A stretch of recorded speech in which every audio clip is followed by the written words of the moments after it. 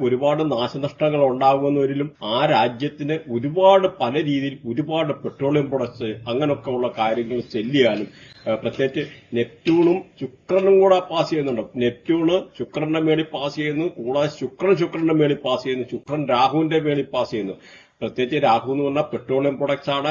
അപ്പൊ ഇങ്ങനെയൊക്കെ ഉള്ള കാര്യങ്ങൾ അല്ലെങ്കിൽ കെമിക്കൽ റിലേറ്റഡ് ആയിട്ടുള്ള ഈ റിലേറ്റഡ് ആയിട്ടുള്ള ഫീൽഡിൽ നിന്ന് ഒരുപാട് പൈസ ഉണ്ടാക്കാനും ഉള്ള സമ്പത്ത് ഉണ്ടാക്കാനുള്ള ഒരു സാധ്യത.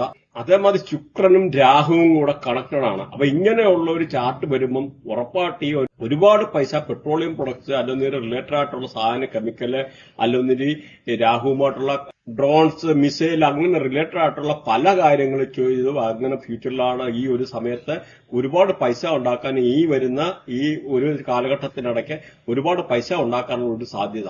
നെപ്റ്റ്യൂൺ എന്ന് പറഞ്ഞ പ്ലാനറ്റ് പ്രത്യേകിച്ച് നോക്കിക്കഴിഞ്ഞാൽ സ്പിരിച്വാലിറ്റിയുടെ പ്ലാനറ്റ് ആണ്. അതേമാതിരി ഒരു ഇല്യൂഷണറി പ്ലാനറ്റ് ആണ്. കളക്റ്റീവ് കോൺഷ്യസ്നെസ് ആണ്. Collective consciousness